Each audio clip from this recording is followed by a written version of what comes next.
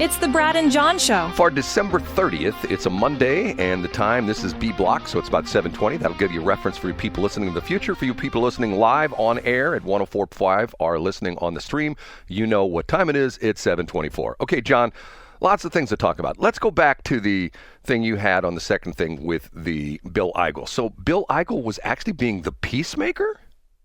Yeah. And so here's the thing. I think Eigel's in the spot where he has a lot of people who have been close to him and who have been his supporters. And there's this term that's always used as the grassroots. Now, Brad, as somebody, I don't play this card very often, but as somebody that got involved in the grassroots in 1994, it seems to have a more specific meaning in 2024 and 2025 than it had 30 years ago when I was in the quote-unquote grassroots. It used to be a mechanism by which you would elect people, and now it seems to be an entity. So either the grassroots is against you or the grassroots is for you. I guess the point is, Bill Eigel is saying, look, Justin Sparks is my friend. He's a good leader. I think Holly Jones is my friend and a good leader. This is what Eigel is saying. I wish they would stop fighting, but the process to elect people sucks, and we need more people like Justin and Holly and Jeff City. That was Bill Eigel's point, I believe. You know, the interesting thing about it is we need to do a Bill Eigel update because it seems like every week somebody says, Bill Eigel's running for Missouri. What was the last thing? For the chairman of the Republican committee in Missouri. Which could be true. He could be running for that. That election's February 1st, Brad. I heard, I don't know if this is true or not, I heard that he was going to take over the St. Charles County City County Library District because he wants to get rid of the Dewey Decimal System. I heard that too, yeah. Well, because he thought that Dewey was going to defeat Truman. So he's actually renaming it the Truman Decimal System. Not that. And there's the river, and the Riverfront Times comes back into existence. And the first time when they actually put some new news on the website, it's got a picture of Eigel holding up a newspaper that says, Dewey is back, right? That's exactly right. Now, the Eigel stuff is by design. If I was running for, I don't know, St. Charles County Executive in 2026, I wouldn't want to go dormant for 18 months. And I would want to float my name for things like, I don't know, state party chair, something like that, you know? Well, do you think he's just sort of like, we've actually, remember we called him up that one time, and I think he's sort of basking in the fact that like, oh, everybody wants to know what I'm doing, but I'm going to play it close to the vest. I'm not telling anybody. Do you think he's just sort of getting off on that? I think you clearly have read some ninth grade level psychology, Brad. I don't think it's that hard to figure out. But if you're a politician, who wouldn't want to have people talk about them? Well, I don't know. And especially after how well he did in the governor's race. I would point out, Brad, as I do, I don't know, twice a year, that it was a year ago this week that on Scott Fawn's midweek update, I said what I thought would happen in the Missouri governor's race. And at the time, remember, Jay Ashcroft was going to be a shoo-in. Every poll had Jay Ashcroft leading. And if I recall correctly, I think I said that Mike Kehoe would win with 40%, Eigel would get 35%, and Ashcroft would get 25%. And if I recall correctly, Kehoe got about 40%, Eigel got about 33%, and Ashcroft got 23%. So anyway, Brad, that was a year ago when everybody thought that Ashcroft would win, and people thought that Bill Eigel was a joke. And Bill Eigel ran a fantastic campaign and got 33%. A third of Missouri Republicans voted for Bill Eigel, Brad. Well, once again, I hear what he has to say. I think he's a charismatic kind of guy, but I think he's just milking it now. Bill, if you don't agree with me, call me up right now, 314-280-8880. I know he's listening right now. I'm not listening. I'm not going to link the B block, so he won't hear it. If this was an A block, he would hear it and call you. But anyway. You're not going to link the B block? B block is once again block. Okay. I heard over the weekend, you're familiar with the Lincoln Project. You know what that's all about, right? Oh yeah, are they still around? Yeah, well, it's if you here, let me read the definition. I pulled it up here. This is out of Wikipedia. The Lincoln Project is an American political action committee founded in December 2019 by moderate conservatives and former Republican Party members who oppose U.S. President Donald Trump and Trumpism. Okay, did you hear this report that came out that they apparently audited the books on the Lincoln Project? Oh no. Oh gosh, what did it go to, Brad? Well, the interesting thing was that a majority of the money that was donated, that was used by the Lincoln Project for anti-Trump advertising, the majority of the money was funneled to companies for people who are in the Lincoln Projects. In other words, You don't say. yeah, no kidding. They're feathering their own nest. I mean, it's like, okay, whatever. I mean, this sort of tells you who the Lincoln Project people are, doesn't it? Doesn't it sort of give you an idea of like, okay, we can't trust these folks? And the crazy thing about it is, I mean, do you think they have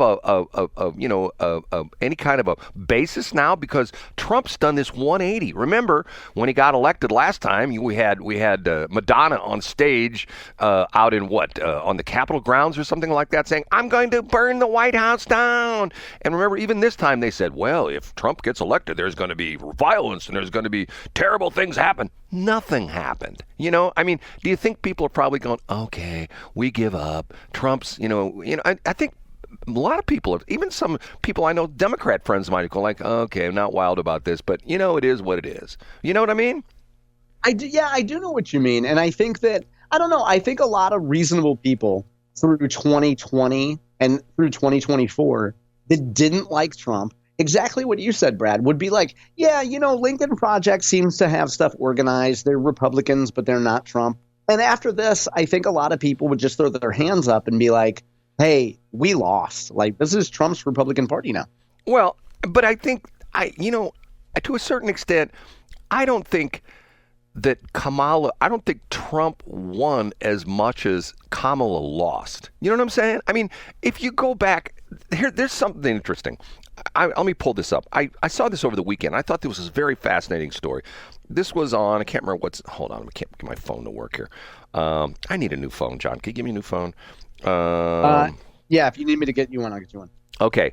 This is an article, and the headline is, and I think this is very interesting because you will really get into this because of the fact that you're the political wonk kind of guy. If my phone will load, hopefully it'll load here. But essentially what the guy is saying, he's a representative, Democratic lawmaker, here it just came up, Democratic lawmaker hits Kamala Harris, Dems for using weird, and that's in quotation marks, unfamiliar language after election loss, okay?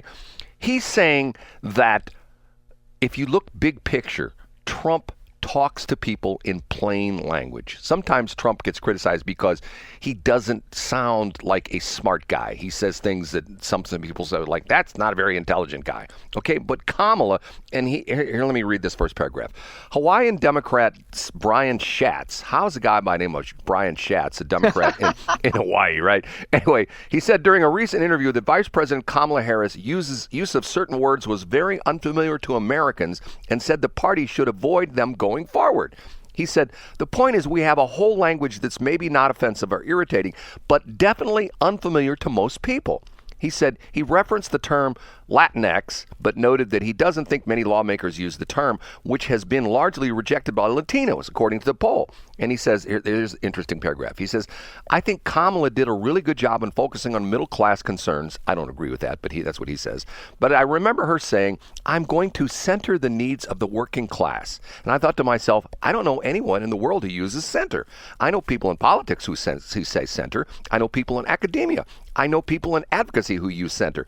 But centering the needs or making space for all of that is a clear indication that you're not normal, he added. And he goes on to say, and it goes to not just being careful not to say things that are egregiously weird sounding, but it's also the way we interact with advocacy groups.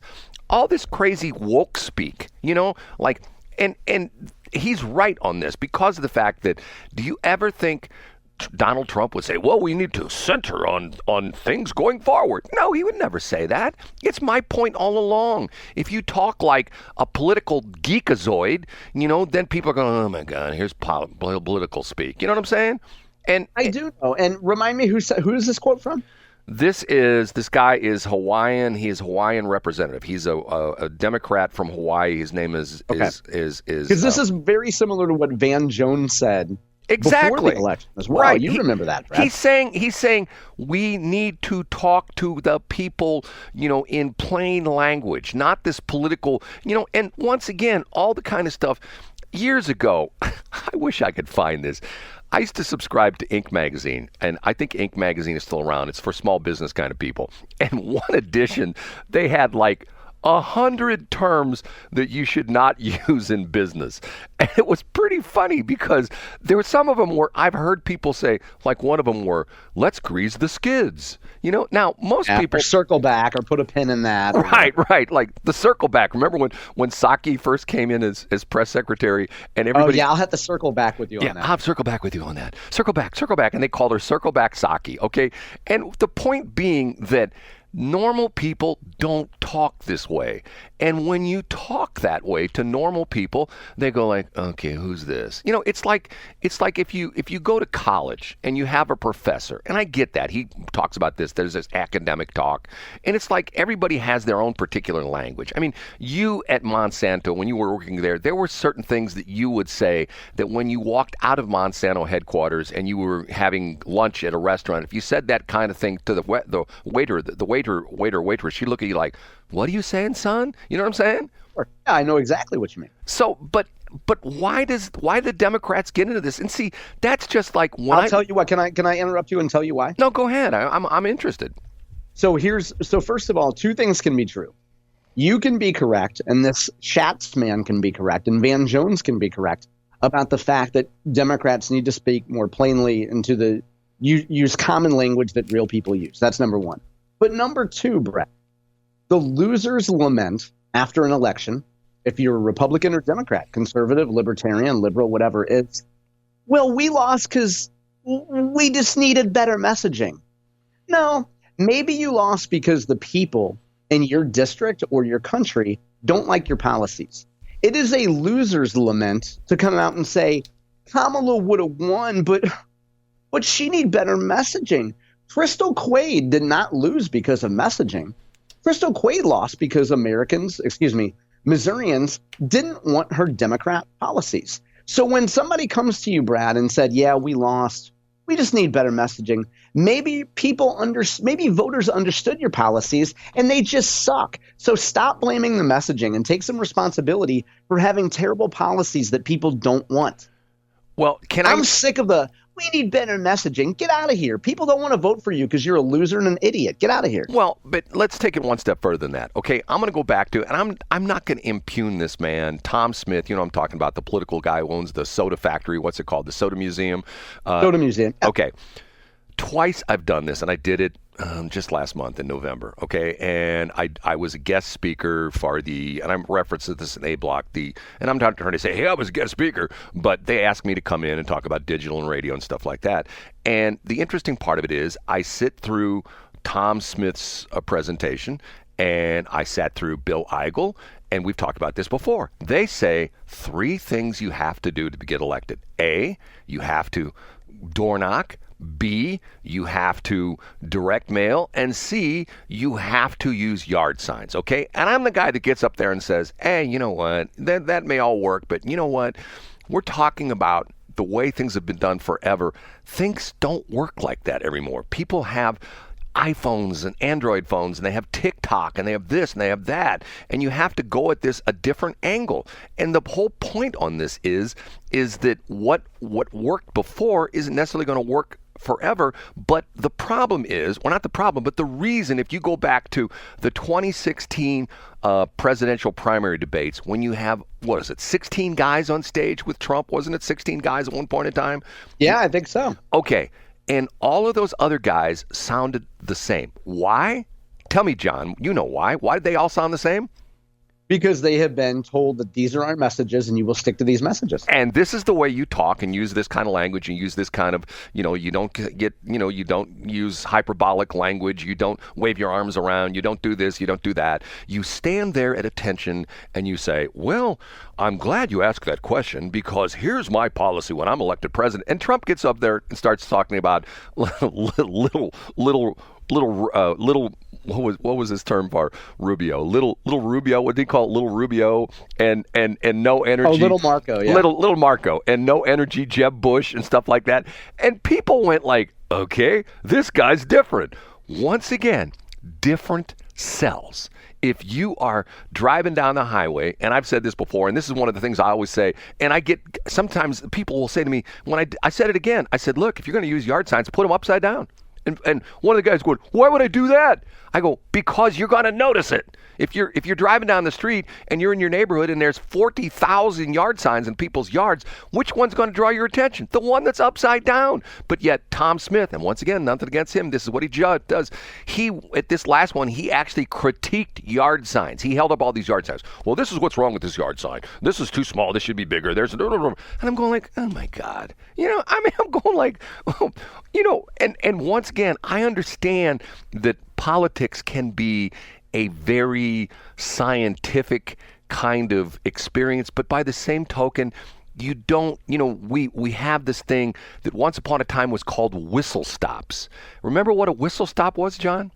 I do. Yeah, it was a very important thing for politicians and companies. Because back in the day, the politicians went back and forth across the country by train because they weren't using airplanes. This is like back in the late 1800s and early 1900s when the major form of mass transportation was by rail. And the train would stop in a city, and the politician would go back on the back of the train, and he would stand on the back of the train and give a speech. And then the train would move to the next town along, the railroad track.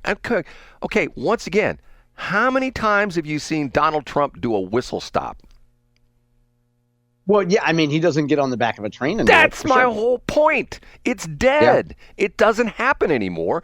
Move on, get with the picture, and now it's even to the point where we're coming up next month with the Supreme Court thing with TikTok. Have you seen this thing that Trump filed an amicus brief with the Supreme Court on this thing? Have you seen this? On what issue is it? On the TikTok thing. Because yeah, I did see this, Brad. Yes. And how great would it be if an American company, what if a right-wing company purchased TikTok? But if you know what we're talking about, they passed a law that essentially that was it sometime in January, isn't it January of next year, which essentially is a couple days from now.